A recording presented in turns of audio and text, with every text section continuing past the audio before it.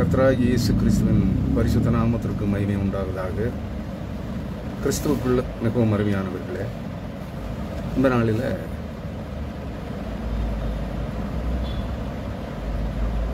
விரியன் பாம்பின் வழிமரபினரே,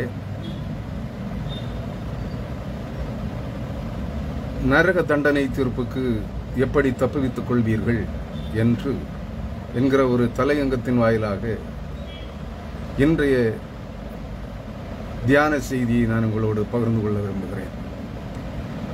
கிறிஸ்துவுக்குள் அன்பானவர்களே, இந்த தலையங்கத்திற்கு நான் தெரிந்து கொண்ட வேத வசனம் மத்தேயு நற்செய்தி நூல் 23ஆம் அதிகாரம்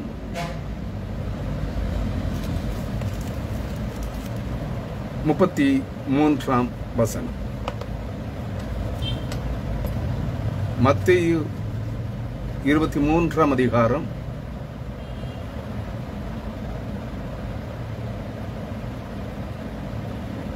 33ஆம் வசனம். இந்த வார்த்தையை, இந்த இறை வார்த்தையை தியானிப்பதற்காக அல்லது வியாக்கியானம் செய்வதற்காக அதே மத்தேயு 23ஆம் அதிகாரம் 29ஆம் வசனம் முதல் 33 வரையான வசனங்களை நான் உங்களோடு படிக்க கேட்கலாம். மாயக்காரராகிய வேதபாரகரே, பரிசேயரே, உங்களுக்கு ஐயோ!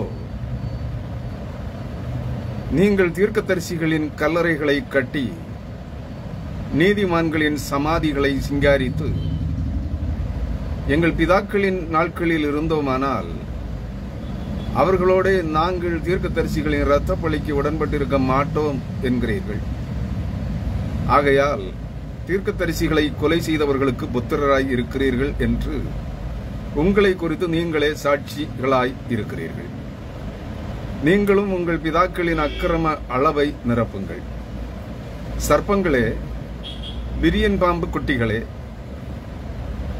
நரக அக்கினைக்கு எப்படி தப்பித்துக் கொள்வீர்கள் என்று ஆண்டவராகிய இயேசு கிறிஸ்து தாம் வாழ்ந்த நாட்களில் இருந்த அவரை பின்பற்றி வந்த மக்களை பார்த்தும், அவர் போகுமிடமெங்கும் அற்புதங்கள், அடையாளங்கள், அதிசயங்களை தேடி அங்கே குவிந்து கூட்டங்கூடிய மக்களிடத்திலும் அவரை எப்படி கொலை செய்யலாம், அவரிடத்தில் எப்படி குற்றம் கண்டுபிடிக்கலாம் என்று அலைந்து திரிந்த ஒரு கூட்டம் பக்திவேட கிறிஸ்தவர்களை பார்த்து, பக்திவேடக்காரர்களை பார்த்து இந்த இறைவார்த்தைகளை ஆண்டவராகிய இயேசு கிறிஸ்து கூறுகிறார். காரணம் என்ன? அவர் சொல்லுகிறார், மாயக்காரராகி வேதபாரகரே, பரிசேயரே, உங்களுக்கு ஐயோ! இந்த வார்த்தைகளுக்கு நான் விளக்கம் ஏற்கனவே பலமுறை சொல்லிவிட்டேன்.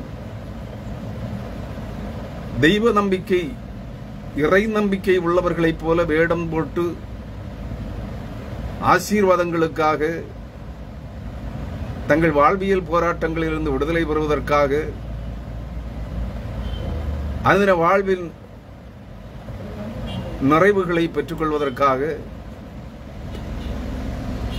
இயேசு கிறிஸ்து போகுமிடம் எங்கும் அவரை பின்பற்றி சென்று அங்கே அற்புதங்களை, அடையாளங்களை, அதிசயங்களை கண்டு உண்டு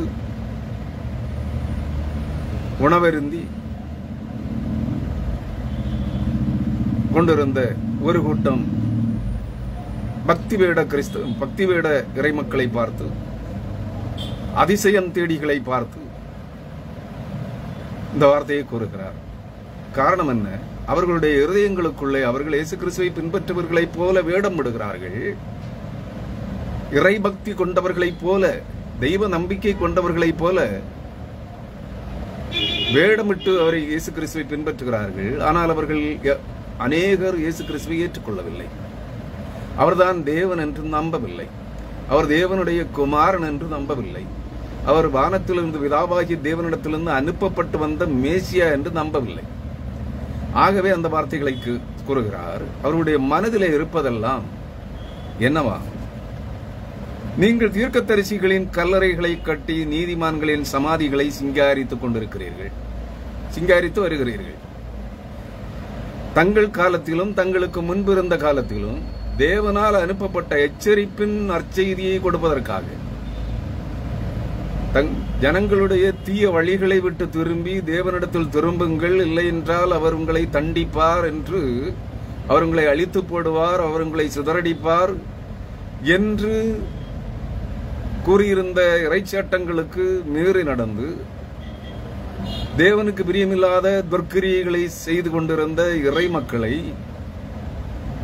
எச்சரிப்பதற்காக, அவர்களுடைய தீய வழிகளை, தீய நடத்தைகளை, தீய செயல்களை எச்சரிப்பதற்காக தேவனிடத்திலிருந்து அனுப்பப்பட்ட தீர்க்கதரிசிகள் எதற்காக அனுப்பப்படுகிறார்கள்? மக்களை ஆசீர்வதிப்பதற்கு அல்ல. நாம் அதை நன்றாக புரிந்து கொள்ள வேண்டும் கிறிஸ்தவர்களே. தீர்க்கதரிசிகள் எதற்காக அனுப்பப்படுகிறார்கள்? மக்கள் தீய வழிகளை பின்பற்றி உலகியல் ஆசீர்வாதங்களை நாடி தேடி விரும்பி மனவிருப்பம் போல் வாழுவதற்காக, செல்வச் செழிப்பை எப்படி எல்லா தீமைக்கும் எதிராயிருக்கிற பணத்தை சம்பாதிப்பதற்கு, பணத்தின் மேல் உள்ள ஆசை இச்சைகளோடு பணத்தையும் தங்கள் வயிறையும் தங்கள் தேவனாக எண்ணி வயிற்றுக்காகவும் பணம் சம்பாதிப்பதற்காகவும் தேவனை விட்டு தூரமாய் விலகி வழி தப்பி போகிறார்களோ, அந்நிய தெய்வங்களையும் பணத்தையும் தெய்வத்துக்கு ஒப்பாக வைத்து, இறைவனுக்கு ஒப்பாக வைத்து ஆராதனை செய்து, அவைகளுக்கு ஆராதனை செய்து, அவைகளுக்காகவே தீய வழிகளை பின்பற்றி ஓடுகிறார்களோ, அப்பொழுதெல்லாம் தேவனாகிய கர்த்தர் தம்முடைய தீர்க்கதரிசிகளை அனுப்புகிறார். எதற்கு?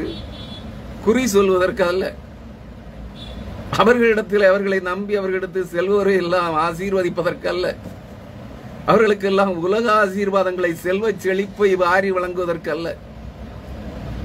கிறிஸ்துவுக்குள் அன்பானவர்களே, பின் எதற்காக அனுப்புகிறாராம்?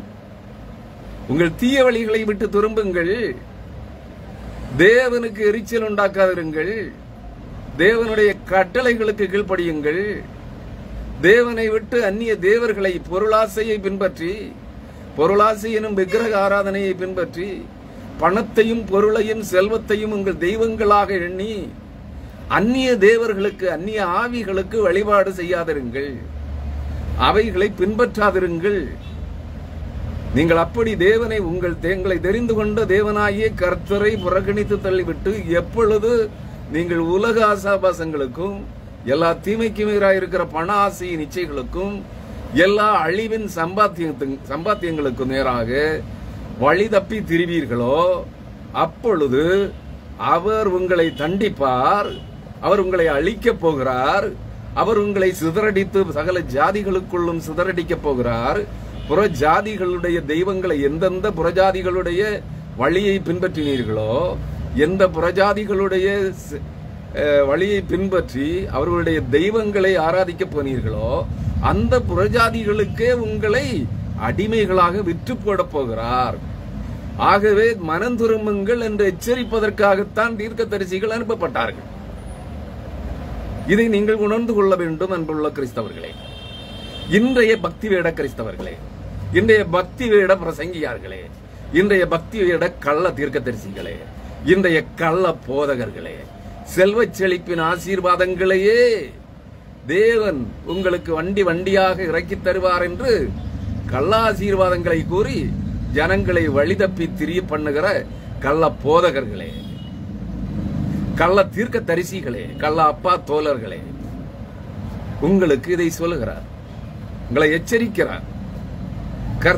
உங்களுக்கு வரப்போகிற நரக தண்டனை தீர்ப்புக்கு எப்படி தப்பி பிழைக்க போகிறீர்கள் என்று கேட்கிறார்.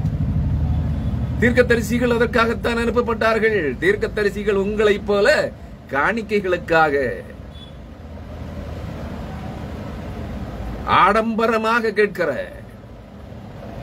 பிச்சை எடுக்கிறீர்களே, கர்த்தருக்கு காணிக்கை, ஊழியங்களுக்கு காணிக்கை, ஜெபிக்க காணிக்கை, உபவாசிக்க காணிக்கை, பொருத்தனை காணிக்கை, கர்த்தர் செய்த நன்மைகளுக்காக காணிக்கை.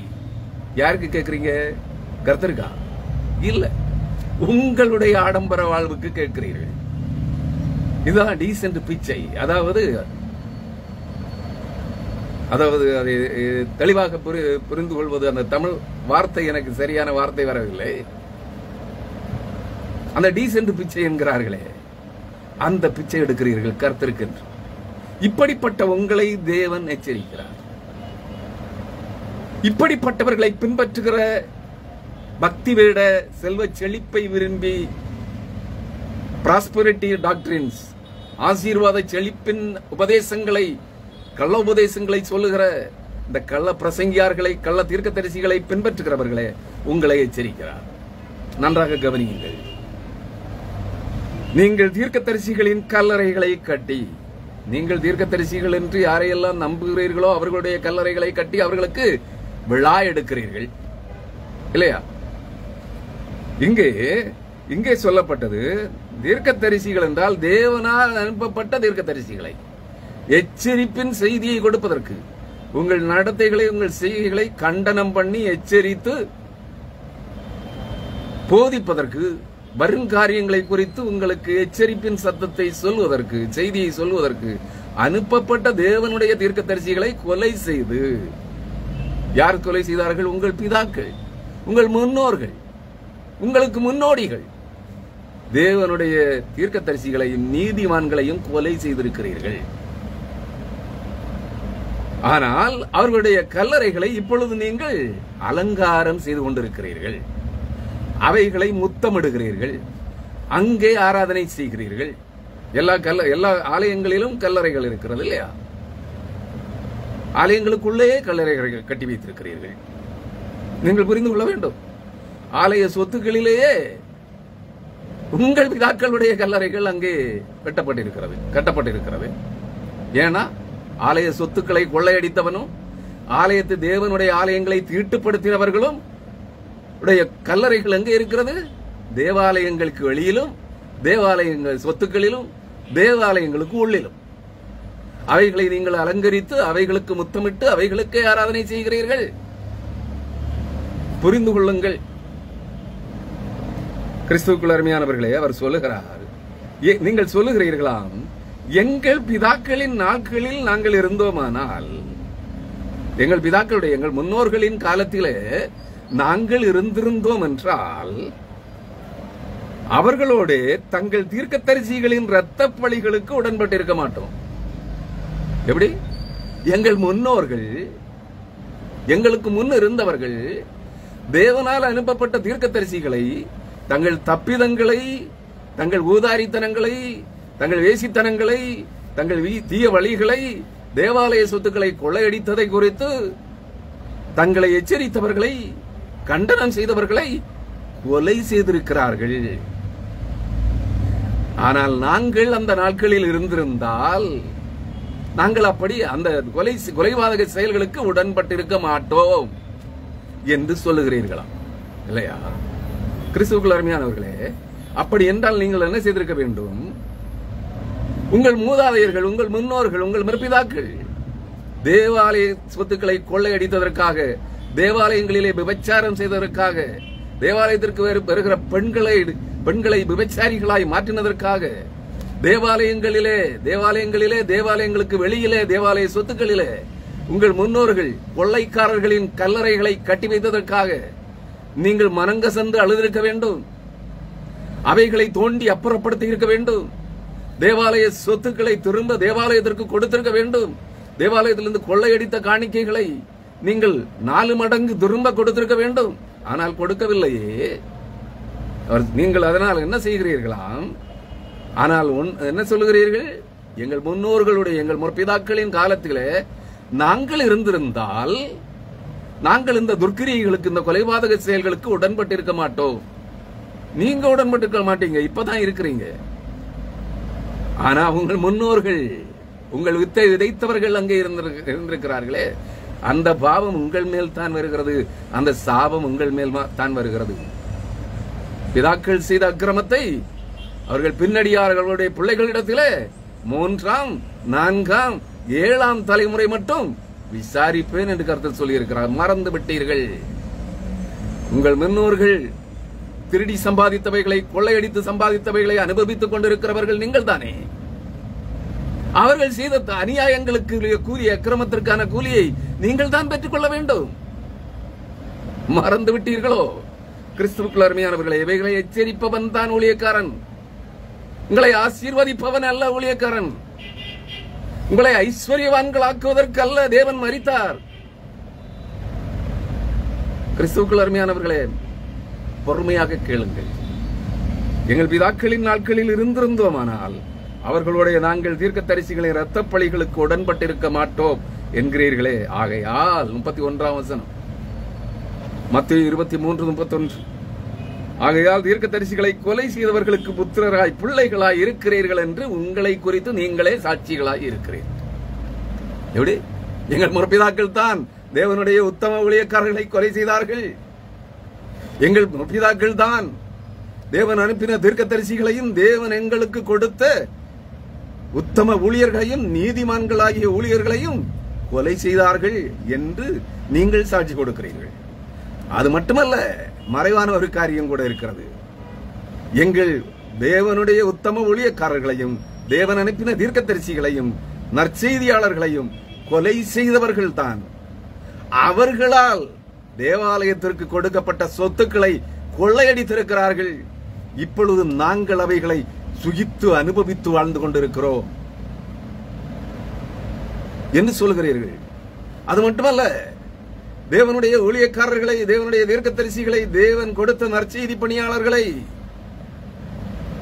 கொலை செய்து கொன்று குவித்தவர்களுடைய கல்லறைகள் தேவாலய சொத்துக்களிலேயே, தேவாலயங்களுக்குள்ளேயே, தேவாலய வெளி பிரகாரங்களிலேயே புதைக்கப்பட்டு அந்த கல்லறைகளை நாங்கள் அலங்கரித்து அவைகளை வணங்கிக் கொண்டிருக்கிறோம் என்று சொல்லுகிறீர்கள். நீங்கள் மனம் திரும்பி இருந்தால் இவைகளை எல்லாம் தேவ சமூகத்தை விட்டு அப்புறப்படுத்தி இருக்க வேண்டும். நீங்கள் மனம் திரும்பி இருந்தால் என்ன செய்திருக்க வேண்டும்? தேவாலய சொத்துக்களை கொள்ளையடித்து உங்களுக்கு வைத்து போனார்களே, அந்த சொத்துக்களை திரும்ப தேவாலயத்திற்கு ஒப்புக் கொடுத்திருக்க வேண்டும். தேவாலய காணிக்கைகளை கொள்ளையடித்து உங்களுக்கு சம்பாதித்தார்களே, அந்த காணிக்கைகளை நீங்கள் 4 மடங்கு திரும்ப கொடுத்திருக்க வேண்டும். கொடுக்கலையே. பிதாக்கள் கொலை செய்திருந்தால் நாங்கள் இருந்திருந்தால் இந்த கொலைபாதகத்திற்கு உடன்பட்டு இருக்க மாட்டோம் என்கிறீர்கள். அப்படியானால் நீங்கள் உங்கள் பிதாக்கள் செய்த அக்கிரமத்தின் கூலியை தற்பொழுது அனுபவித்துக் கொண்டிருக்கிறீர்கள். அதை கொண்டு ஐஸ்வர்யவான்களாய் வாழ்ந்து கொண்டிருக்கிறீர்கள் என்று ஒத்துக்கொள்ளுகிறீர்கள். ஒத்துக்கொள்ள முடியுமா உங்களால? ஒத்துக்கொள்ளணும். ஒத்துக்கொண்டால் மட்டும் போதாது, அதை திரும்ப 4 மடங்கு 4 தனையாக திரும்ப கொடுக்க வேண்டும். கொடுப்பீங்களா? இல்லைன்னா தண்டனை தீர்ப்பு நிச்சயமாக வரும். இல்லை என்றால் தண்டனை தீர்ப்பு நிச்சயமாக வரும். நீங்கள் இவைகளை தெரிந்தும் தெரியாதவர்களைப் போல நடித்துக் கொண்டிருப்பீர்கள் என்றால் யூதாசை போன்றவர்களாய் இருக்கிறீர்கள். யூதாஸ் தான் செய்தது தவறு என்று உணர்ந்த போது மனம் திரும்பி தேவனுடைய சமூகத்தில் வரவில்லை. தேவனுடைய சமூகத்தை விட்டு விலகி சென்று தன்னுடைய முடிவை தானே தேடிக்கொண்டான். தூங்கி நாண்டு கொண்டு செத்தான். கீழே விழுந்து அவனுடைய வயிறு வெடித்து குடல்கள் எல்லாம் வெளியே வந்து செத்து போனான். உங்கள் அழிவை நீங்களே விரும்பி தேடுகிறீர்களா?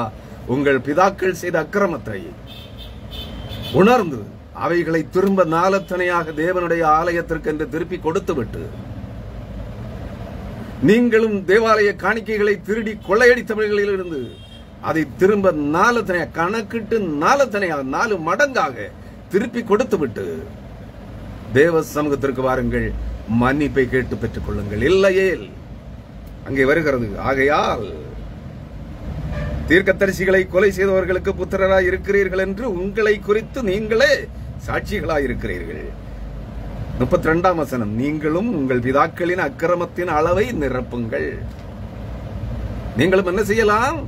உங்கள் பிதாக்கள் செய்த அதே அக்கிரமங்களை, அதற்கு அதிகமான அக்கிரமங்களை செய்து கொண்டிருக்கிற நீங்களும் உங்கள் அக்கிரமத்தின் அளவை நிரப்புங்கள். ஆமா, எசேக்கியேல் தீர்க்கதரிசியின் புஸ்தகம் 21ஆம் அதிகாரம் என்று நினைக்கிறேன்.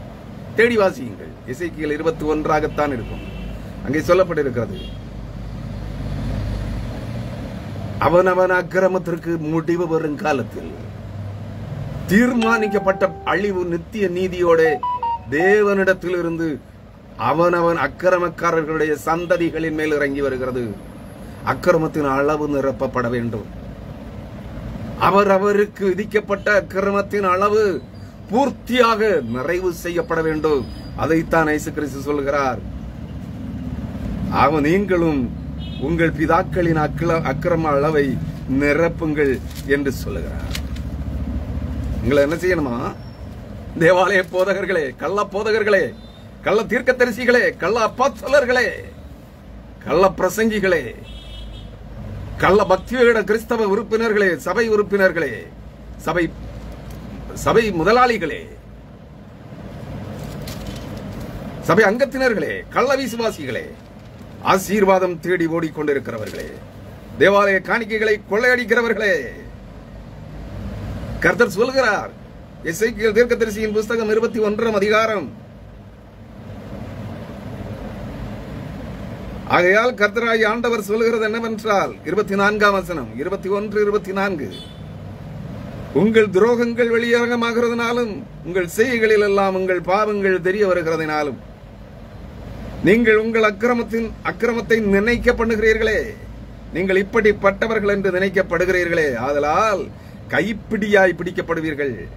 இஸ்ரவேலை ஆளுகிற அவபக்தி உள்ள துன்மார்க்க அதிபதியே, தெரிந்து கொள்ளப்பட்ட தேவ ஜனங்களை ஆளுகை செய்கிற துன்மார்க்க அதிபதிகளே, திருச்சபை தலைவர்களே, பேராயர்களே, போதகர்களே, கள்ள போதகர்களே, கள்ள பிரசங்கியார்களே, திருச்சபை தலைவர்களே, திருச்சபை மூப்பர்களே, திருச்சபை காணிக்கை எடுக்கிறவர்களே, காணிக்கை கொள்ளையர்களே, திருச்சபை முதலாளிகளே, அவர் சொல்லுகிறார், உன் அக்கிரமத்திற்கு முடிவு வரும் காலத்தில் உன் நாள் வந்தது. எதற்கு?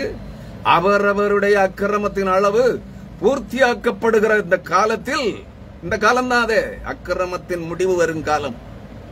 இந்த அக்கிரமத்திற்கு முடிவு வரும் காலத்தில் அவன் உன் நாள் வந்தது.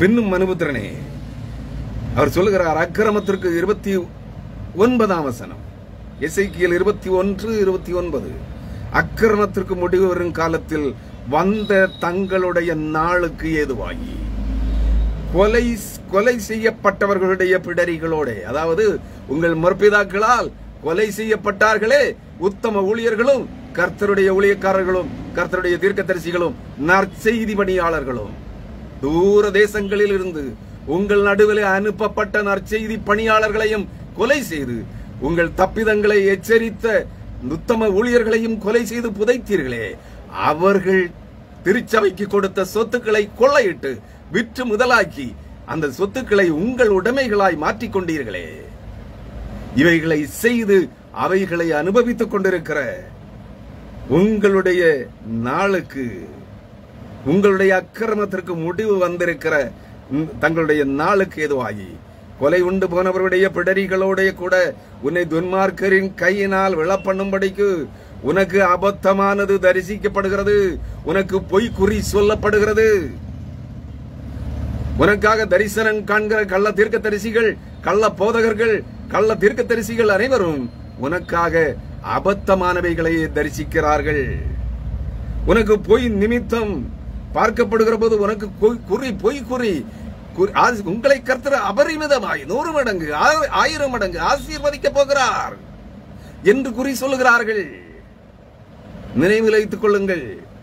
உனக்கு பொய் நிமித்தம் பார்க்கப்படுகிற போதும் பட்டயம் உருவப்பட்டது, பட்டயமே உருவப்பட்டது, வெட்டவும் சங்கரிக்கவும் அது மின்னத்தக்கதாய் துலக்கப்பட்டிருக்கிறது.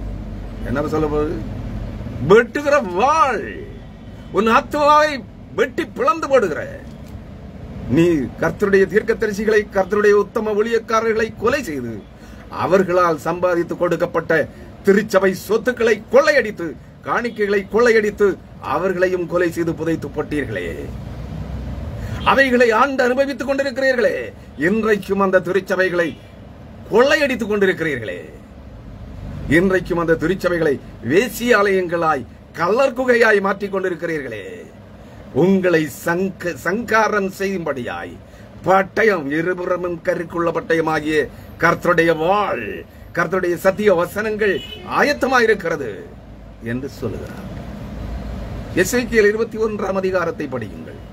கிறிஸ்துவுக்குள் அருமையானவர்களே, மத்தேயு மூலமாக இயேசு கிறிஸ்து கூறிய வார்த்தைகள் அதை மத்தேயு பதிவு செய்திருக்கிறார். நீங்களும் உங்கள் பிதாக்களின் அக்கிரமத்தின் அளவை நிரப்புங்கள். நீங்கள் மனம் திரும்ப மாட்டீர்கள். அழியும் மட்டும், அழிவு உங்களை வாரிக்கொள்ள மட்டும். அந்த அழிவு எப்படி இருக்கும் தெரியுமா? வயநாட்டிலே நடந்ததை அழிவு அதுபோல் இருக்கும். அதை விட்டு பட்டு கோரமாக இருக்கும், மிக தீவிரமாக, மிக கொடூரமான அழிவாக இருக்கும். மறந்து விடாதீர்கள். ஏன்? நீங்கள் மனம் திரும்பினால் தப்புவிக்கப்படுவீர்கள், இல்லை என்றால் தப்பி பிழைக்க மாட்டீர்கள். அடுத்த வசனம் 33ஆம் வசனம். சர்ப்பங்களே, விரியன் பாம்பு குட்டிகளே, நரக அக்கினிக்கு எப்படி தப்பி பிழைப்பீர்கள்? தப்பித்துக் கொள்ளுவீர்கள் முடியுமா? நரக அக்கினி, உயிரோட புதைக்கப்படுவீர்கள். நரக தண்டனை தீர்ப்பு எப்படி இருக்குமாம்? உயிரோடே விழுங்கப்பட்டு போவீர்கள் என்று சொல்லுகிறார். சர்ப்பங்களே, விரியன் பாம்பு குட்டிகளே. ஏசாயா தீர்க்கதரிசியின் புஸ்தகம் 59ஆம் அதிகாரம் 5ஆம் வசனத்திற்கு வாருங்கள். இயேசு கிறிஸ்து, பரிசுத்த யோவான் ஸ்நாபகன், முழுக்கு முனிவர் யோவான், இயேசு கிறிஸ்து ஆகியோர் ஜனங்களை பார்த்து, அவர்களை பின்பற்றி அவர்களை பற்றி கூடி வந்த ஜனங்களை பார்த்து பேசினார்கள். சர்ப்பங்களே, விரியன் பாம்பு குட்டிகளே, கோபாக்கினைக்கு எப்படி தப்பித்துக் கொள்வீர்கள் என்று பரிசுத்த யோவானும் ஸ்நாபக யோவானும், சர்ப்பங்களே, விரியன் பாம்பு குட்டிகளே, நரக அக்கினிக்கு எப்படி தப்பித்துக் கொள்வீர்கள் என்று இயேசு கிறிஸ்துவும் கூப்பிட்டார்கள். இந்த சர்ப்பங்களே, விரியன் பாம்பு குட்டிகளே என்று அழைப்பதற்கான காரணம் என்ன என்பதை 2600 ஆண்டுகளுக்கு முன்பு ஏசாயா தீர்க்கதரிசியின் மூலமாகிய அதே தேவனாகிய கர்த்தர் இங்கே மனிதனாக நின்று கூப்பிட்ட சர்ப்பங்களே, விரியன் பாம்பு குட்டிகளே என்று அழைத்த அதே தேவனாகிய கர்த்தர் 2600 ஆண்டுகளுக்கு முன்பு ஏசாயா தீர்க்கதரிசியின் மூலமாக முன்னுரைத்திருக்கிறார். அதையும் உங்களுக்கு சுட்டிக்காட்டுகிறேன். ஏசாயா 59ஆம் அதிகாரம் 5ஆம் வசனம். கட்டுவிரியனின் முட்டைகளை அடைகாத்து சிலந்தியின் நெசவுகளை நெய்கிறார்கள். அவைகளின் முட்டைகளை சாப்பிடுகிறவன் சாவான். அவைகள் நெருக்கப்பட்டதையானால் விரியன் புறப்படும். என்ன சொல்றாருங்க? நீங்களும் உங்கள் முற்பிதாக்களும் இயேசு கிறிஸ்து சொன்ன மாதிரியிலே உங்கள் முற்பிதாக்கள் செய்த தேவனுடைய தீர்க்கதரிசிகளை, தேவன் அனுப்பி கொடுத்த உத்தம ஊழியர்களை, தேவன் உங்களுக்கு அனுப்பி கொடுத்த சுவிசேஷ பணியாளர்கள், நற்செய்தி பணியாளர்களை, தேவன் உங்கள் திருச்சபைகளுக்கு உங்களை நல்வழிப்படுத்துவதற்காக, உங்கள் தப்பிதங்களை, உங்கள் தவறுகளை சுட்டிக்காட்டி உங்களை சீர்படுத்துவதற்காக உங்களுக்கு கொடுத்த உத்தம உண்மையுள்ள ஊழியக்காரர்களை உங்கள் முற்பிதாக்கள் கொலை செய்து, அவர்களால் திருச்சபைக்கு கொடுக்கப்பட்ட சொத்துக்களை, காணிக்கைகளை உங்கள் முற்பிதாக்களும் கொள்ளையடித்து அதை உங்களுக்காக சேர்த்து வைத்து போனார்களே, அவைகளை இன்று அனுபவித்து இன்றைக்கு அதே உங்கள் முற்பிதாக்கள் செய்த கொலைபாதக கிரியைகளையும், விபச்சாரங்களையும், வேசித்தனங்களையும், காணிக்கை கொள்ளைகளையும், கொலைபாதகங்களையும், திருச்சபை சொத்துக்களை கொள்ளையடித்து உங்கள் சொந்த சொத்தாக மாற்றிக் கொள்ளுகிற அந்த துர்க்கிரியைகளையும், அவர்கள் சேர்த்து வைத்து போன திருச்சபை சொத்துக்களை, அவர்கள் கொள்ளையடித்து உங்களுக்கு சேர்த்து வைத்து போன திருச்சபை சொத்துக்களை அனுபவித்துக் கொண்டு இன்றைக்கும் அதே துர்க்கிரியைகளை திருச்சபைகளிலே நடப்பித்துக் கொண்டிருக்கிற திருச்சபை தலைவர்களே, திருச்சபை பொறுப்பாளர்களே, திருச்சபை கண்காணிகளே, திருச்சபை ஊழியக்காரர்களே, அவர்களுக்கு கைகோர்த்து நிற்கிற துன்மார்க்க அதிபதிகளே, நீங்கள் எப்படி இருக்கிறீர்களாம்? கட்டுவிரியனின் முட்டைகளை அடைகாத்துக் கொண்டிருக்கிறீர்களாம். கட்டுவிரியன் நச்சு பாம்பு, கொடூரமான நச்சுத்தன்மை உள்ள விரியன் பாம்பு. கட்டுவிரியன், கண்ணாடி விரியன். கட்டுவிரியன் என்றால் கடித்த, அந்த விரியன் பாம்பு கடித்த 2 நிமிடங்களுக்குள்ளே கடிக்கப்பட்ட மனிதன் நச்சு பாம்பினுடைய விஷம் பாய்ந்து செத்து போவான். அந்த முட்டை நெருக்கப்பட்டதானால் விரியன் பாம்பு குட்டி தான் வெளியே வரும். அப்படின்னா அந்த முட்டையை சாப்பிடுகிறவனும் சாவான். அதைத்தான் அந்த வசனம் சொல்லுகிறது. உங்கள் இருதயங்களுக்குள்ள என்ன இருக்கிறதா? உங்கள் முற்பிதாக்களுடைய கொலைபாதக சிந்தையும், திருச்சபை தேவனுடைய சொத்துக்களை கொள்ளையடிக்கிற அதே சிந்தை தேவனுடைய காணிக்கைகளை கொள்ளையிடுகிற சிந்தையின் தான் இருக்கிறது. தேவாலயங்களை கெடுத்து நிர்மூலமாக்கி சீரழித்து உங்கள் ஆசனங்களை அங்கே நிலைநிறுத்திக் கொண்டிருக்கிற அதே சிந்தைகள் தான் உங்களுக்குள்ளே இருக்கிறது. ஆகவே தான் விரியன் பாம்பு குட்டிகளே என்று அழைக்கிறார். கட்டு விரியனின் முட்டைகளை அடைகாக்கிறவர்கள் என்று சொல்லுகிறார். அந்த தீய துர்க்குணங்களை, அக்கிரம சிந்தைகளை உங்கள் இருதயத்திலே அடைகாத்துக் கொண்டிருக்கிறீர்கள். அதையே கர்ப்பம் தரிக்கிறீர்கள். உங்கள் இருதயத்திலே தீயவைகளை, பொல்லாத நினைவுகளை நினைத்து அதை திருச்சபைகளிலே செயல்படுத்திக் கொண்டிருக்கிறீர்கள் என்று சொல்லுகிறார். சிலந்தியின் நெசவுகளை நெய்கிறார்கள். சிலந்தி வலை உங்களுக்கு தெரியும். ஒரு வாரம் அல்லது 2 வாரம் ஒரு வீட்டை, ஒரு அறையை சுத்தம் பண்ணாமல் போட்டிருந்தால் மூலை முடுக்கெல்லாம் சிலந்தி வலை பின்னல் இருக்கும். அந்த சிலந்தி வலை போல் உங்கள் இருதயங்கள் இருக்கிறது என்று சொல்லுகிறார். உங்கள் இருதயத்தின் ஆழத்திலே நீங்கள் நினைக்கிற நினைவுகள், உங்கள் சிந்தனைகள் அனைத்தும் மற்றவர்களை வலையிலே பிடிப்பதற்கு ஏதுவான, உங்கள் ஆடம்பர வாழ்வுக்காக தேவாலய காணிக்கைகளை கொள்ளையடிப்பது எப்படி, தேவாலய சொத்துக்களை உங்கள் சொத்தாக மாற்றிக்கொள்வது எப்படி, இதைத்தானே உங்கள் முற்பிதாக்கள் செய்தார்கள். தேவாலய சொத்துக்களை கொள்ளையடித்தார்கள், உங்களுக்காக சேர்த்து வைத்து போனார்கள். அவர்கள் தேவாலயங்களை கெடுத்து சீரழித்தார்கள், தேவாலய ஊழியக்காரர்களை கொலை செய்தார்கள். இதைத்தான் நீங்களும் யோசித்துக் கொண்டிருக்கிறீர்கள். உங்கள் தப்பிதங்களை கண்டனம் செய்கிறவர்களை, உங்கள் தவறுகளை சுட்டிக்காட்டுகிறவர்களை கொலை செய்ய எத்தனம் பண்ணுகிறீர்கள். அதற்காக தீய வலைகளை பின்னுகிறீர்கள். சிலந்தி வலைகளை போல சிலந்தி வலை பின்னுகிறீர்கள். அவர்களுடைய கால்களுக்கு கண்ணி வைக்கிறீர்கள். அவர்களை எப்படி பிடிக்கலாம் என்று குருவி பிடிக்கிறவன் வலை வீசுவது போல் அவர்களுக்கு வலை வீசுகிறீர்கள். இதைத்தானே செய்கிறீர்கள். நீங்கள் எல்லாம் கிறிஸ்தவர்கள், நீங்கள் எல்லாம் தீர்க்கதரிசிகள், நீங்கள் எல்லாம் அப்போஸ்தலர்கள், நீங்கள் எல்லாம் போதகர்கள், நீங்கள் எல்லாம் சுவிசேஷ தேவனுடைய ஊழியக்காரர்கள். கேவலமா தெரியல? நீங்கள் எல்லாம் கிறிஸ்தவர்கள். அவர் சொல்லுகிறார், கட்டுவிரியனின் முட்டைகளை அடைகாத்து. கட்டுவிரியனின் முட்டையை அடைகாத்தால், கோழி குஞ்சுக்கு கோழி முட்டையை கோழி அடைகாத்தால் அதிலிருந்து கோழி குஞ்சு வரும். அதுபோல கட்டுவிரியனின் முட்டைகளை நீங்கள் அடைகாத்தால் அது கட்டுவிரியன் பாம்பு தான் அதிலிருந்து புறப்படும். அதைத்தான் சொல்லுகிறார். கட்டுவிரியனின் முட்டைகளை அடைகாத்து சிலந்தியின் நெசவுகளை நெய்கிறார்கள். அவைகளின் முட்டைகளை சாப்பிடுகிறவன் சாவான். அவைகள் நெருக்கப்பட்டதையானால் விரியன் புறப்படும். அவைகள் நெருக்கப்பட்டதையானால் விரியன் பாம்பு தான் புறப்படும். கட்டு விரியன் பாம்பின் முட்டையில் இருந்து கோழி குஞ்சு வராது. கோழி குஞ்சு வந்தா நீ சாப்பிடலாம். ஆனால் கட்டுவிரியன் பாம்பின் முட்டையில் இருந்து கட்டுவிரியன் பாம்பு தான் புறப்படும். சர்ப்பத்தின் முட்டையில் இருந்து சர்ப்பங்கள் தான் புறப்படும். அதனால் தான் ஆண்டவர் சொன்னார் மத்தேயு 23:33 சர்ப்பங்களே, உங்கள் முற்பிதாக்களும் சர்ப்பங்களாயிருந்தார்கள், உங்கள் ஆதி தகப்பனும் சர்ப்பமாயிருந்தான். யாரவன்? வலு சர்ப்பமாகிய சாத்தான். ஆம், அந்த வலு சர்ப்பத்தின் பிள்ளைகளாயிருக்கிறீர்கள். சர்ப்பங்களே, விரியன் பாம்பு குட்டிகளே.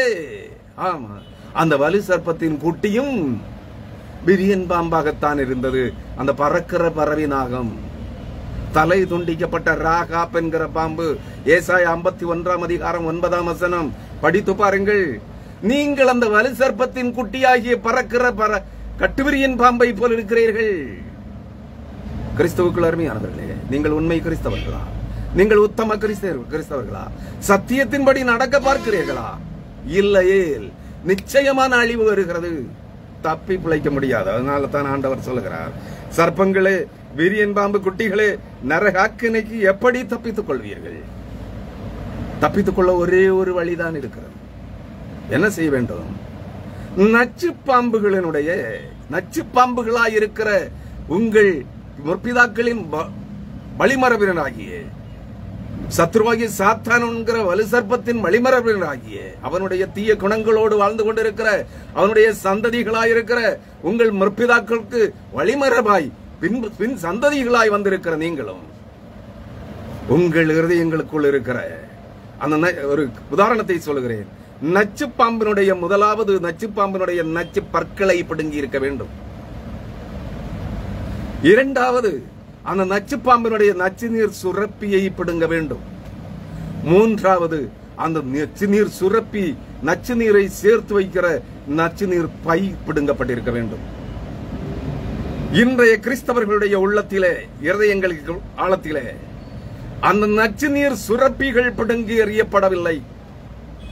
இன்றைய கிறிஸ்தவ ஊழியக்காரர்கள், தீர்க்கதரிசிகள், அப்போஸ்தலர்கள், அவர்களை பின்பற்றுகிற கள்ள கிறிஸ்தவ ஆசீர்வாத கூட்டமாகிய கள்ள கிறிஸ்தவ சாணி கிறிஸ்தவ கூட்டம் எது செய்யல? அவருடைய இருதயங்களின் ஆழங்களில் இருக்கிற நச்சு நீர் சுரப்பிகள், தீய எண்ணங்களை சிந்திக்கிற அந்த இருதயத்தின் நுனித்தோல் விருத்த சேதனம் பண்ணப்படவில்லை. நச்சு நீர் சுரப்பிகள் பிடுங்கி எறியப்படவில்லை. அந்த நச்சு நீர் சுரப்பிகளிலிருந்து சுரக்கப்பட்டு வெளியே வருகிற அந்த நச்சு, அதை சேர்த்து வைக்கிற, சேமித்து வைக்கிற அந்த நச்சு பாம்பினுடைய நச்சு நீர் பைகள் பிடுங்கி எறியப்படவில்லை. அந்த நச்சு நீர் பாம்பினுடைய தடை கட்டப்படாத பாம்புகளாய், அதாவது எதையெல்லாம் பொய்களை, பித்தலாட்டங்களை, பொய்களை பேசி பழகிவிட்ட கிறிஸ்தவர்களே, பொய்களுக்கு செவி கொடுக்கிற கிறிஸ்தவர்களே, பொய்களை பிணைக்கிற, செய்யாத குற்றங்களை பிறர் செய்தார் என்று பொய்களை பிணைத்து பொய் சாட்சி சொல்லுகிறவர்களே, உங்கள் தாடைகள் கட்டப்படவில்லை. தாடை கட்டப்படாத பாம்பு கடிக்கும். முதலாவது உங்கள் தாடைகள் கட்டப்பட வேண்டும். மேல்வாயும் கீழ்வாயும் கட்டப்பட வேண்டும். நான்காவது, உங்களுடைய நச்சு பற்கள் பிடுங்கப்பட வேண்டும். இதெல்லாம் செய்யப்பட வேண்டும். நீங்கள் சர்ப்பத்தின் சந்ததிகளாய், சர்ப்பங்களாகவும் விரியன் பாம்பு குட்டிகளாகவும் இருக்கிறீர்கள். கொடிய வீரியம் கொண்ட, நச்சுத்தன்மை கொண்ட, கடித்தால் உடனே சாகடிக்கக்கூடிய நச்சுத்தன்மை கொண்ட கட்டுவெறியனின் பிள்ளைகளாய் இருக்கிறீர்கள். உங்களுடைய நச்சு நீர் சுரப்பிகள் பிடுங்கப்பட வேண்டும். உங்களுடைய நச்சு நீர் பைகள் பிடுங்கப்பட வேண்டும். உங்களுடைய நச்சு பற்கள் பிடுங்கப்பட வேண்டும். உங்களுடைய வாய்கள், அந்த நச்சு பாம்பினுடைய மேல்வாயும் கீழ்வாயும் ஆகிய அந்த மேல் கீழ் இரு தாடைகளும் கட்டப்பட வேண்டும். இவைகளெல்லாம் செய்யப்படவில்லை என்றால் நீங்கள் தப்பி பிழைக்க முடியாது. இவைகளோடு நின்று விடாமல் உங்கள் இருதயத்தின் ஆழத்தில் இருக்கிற நச்சு நீர் சுரப்பிகள், தீய எண்ணங்களின் சிந்தனை களங்கள் பிடுங்கி எறியப்பட வேண்டும். தீய எண்ணங்களை சேமித்து வைத்திருக்கிற உங்கள் இருதயத்தின் நீத்தோல்கள் அறுத்தறியப்பட வேண்டும். நச்சு நீர் பைகள் பிடுங்கி எறியப்பட வேண்டும். உங்கள் நச்சு பற்கள் பிடுங்கப்பட்டிருக்க வேண்டும். உங்கள் உதடுகள், பொய் உதடுகள், பொய் நாவுகள், பொய்யை பேசக்கூடாதபடிக்கு, பொய் சாட்சி சொல்லக்கூடாதபடிக்கு உங்கள் தாடைகள் கட்டப்பட வேண்டும். இவைகளுக்கு பிற்பாடு நீங்கள் மனம் திரும்பி தேவ சமூகத்திலே, சிலுவையிலே உங்களுக்காக ரத்தம் சிந்தி மரித்த கர்த்தராகிய இயேசு கிறிஸ்துவனுடைய சமூகத்திலே நீங்கள் கடந்து வந்தே ஆக வேண்டும். கடந்து வந்தால் அன்றி, கடந்து வந்து உங்கள் பிதாக்கள், நீங்கள் தலைமுறைகளாய் செய்து வந்த அக்கிரமங்களை, அநீதிகளை அறிக்கை செய்து மன்னிப்பு கேட்டு பெற்றுக்கொள்ளவில்லை என்றால் உங்கள் அழிவு நிச்சயம். கள்ள தீர்க்கதரிசிகளிடத்தில் அல்ல, கள்ள போதகர்களிடத்தில் அல்ல, சிலுவைநாதராகி இயேசு கிறிஸ்துவினிடத்தில் நீங்கள் மண்டியிட்டாக வேண்டும். இல்லையில் வரப்போகிற தண்டனை தீர்ப்புக்கு, நரக தண்டனை தீர்ப்புக்கு, நரக ஆக்கினை என்றால் நரக தண்டனை, நித்திய நரக தண்டனை தீர்ப்புக்கு நீங்கள் தப்பி பிழைக்கவே முடியாது. கள்ள கிறிஸ்தவர்களே, பக்தி வேட கிறிஸ்தவர்களே, கள்ள போதகர்களே, கள்ள தீர்க்கதரிசிகளே, கள்ள அப்போஸ்தலர்களே, கள்ள காணிக்கை பொறுக்கிகளே, மனம் திரும்புங்கள். இல்லையேல் நித்திய அழிவு உங்களுக்காக காத்திருக்கிறது. ஆமென். இந்த வார்த்தைகள் உங்களை எச்சரிப்பதற்காக, இதற்கு மேல் உங்களுக்கு எச்சரிப்பின் வார்த்தைகள் கொடுக்கப்படுமா என்று எனக்கு தெரியாது. ஆகவே இன்னும் காலம் கொடிதாக இருக்கிறது. காலம் வெகு அருகாமையிலே வந்திருக்கிறது. மாபெரும் பேரழிவுகள் இந்த பூமியிலே சம்பவிக்க போகிறது. அதிலும் கிறிஸ்தவர்களே, கிறிஸ்தவ தேவாலயங்கள் அனைத்தும் தவிடுபடியாக்கப்பட போகிறது. எரேமியா 5ஆம் அதிகாரம் 10ஆம் வசனம். நினைவில் வைத்துக் கொள்ளுங்கள். எரேமியா 5ஆம் அதிகாரம் 10ஆம் வசனம். உயர்ந்த கோபுரங்கள் மட்டுமல்ல, உயர்ந்த பலமாடி கட்டிடங்கள் மட்டுமல்ல, உயர்ந்த மலைகள், மலை சரிவுகள் மட்டுமல்ல, நிலச்சரிவுகளும் பூமி எதிர்ச்சிகளும், பூமி இடிந்து தாழ்வதும், நிலங்கள் இடிந்து தாழ்ந்து போவதும், தாழ்ந்தவைகள் மேலே வருவதும், மேலானவைகள் கீழே தள்ளப்படுவதும் சகஜமாக இருக்க போகிறது. அப்படிப்பட்ட மாபெரும் பேரழிவுகள் இந்த பூமியிலே நடக்க போகிறது. அப்பொழுது இந்த கள்ள பக்தி வேட கிறிஸ்தவர்களின் அனைத்து சபைகளும் ஆலயங்களும் தவிடுபடியாக்கப்படும். மறந்து விடாதீர்கள். காலம் வெகு அருகாமையில் வந்து கொண்டிருக்கிறது. ஆகவே உங்கள் தப்பிதங்களை விட்டு விலகி அவைகளை தேவ சமூகத்திலே அறிக்கை செய்து விட்டுவிட்டு தேவனிடத்திலே மனம் திரும்புங்கள். சிலுவைநாதராகிய இயேசு கிறிஸ்துவனிடத்திலே வாருங்கள். அது ஒன்றே நீங்கள் அழிவின் குழிக்கு தப்பி நீங்களாகி பிழைக்கும் வழி என்று கூறி இந்த செய்தியை நிறைவுக்கு கொண்டு வருகிறேன். கர்த்தருக்கு சித்தமானால் வருகிற திங்களன்று வேறொரு செய்தியோடு உங்களை சந்திக்கிறேன். வருகிற திங்களன்று. அதுவரை இந்த இறைவார்த்தைகள் உங்களை சிந்திக்கவும், உங்கள் வாழ்விலே மனமாற்றத்தை, மனம் திரும்புதலை கொண்டு வரவும் இந்த இறைவார்த்தைகள் உங்களுக்கு போதுமானதாக இருக்கும் என்று நம்புகிறேன். கர்த்தர் தானே உங்களை நல்வழிப்படுத்தி ஆசீர்வாதங்களை பெற்று, நித்திய ஆசீர்வாதங்களை, பரலோக பொக்கிஷங்களை பெற்றுக் கொள்வதற்கு உங்களை வழி நடத்துவாராக. ஆமேன். ஹல்லேலூயா. கர்த்தருடைய பரிசுத்த நாமத்திற்கு மகிமை உண்டாகட்டும். ஆமேன்.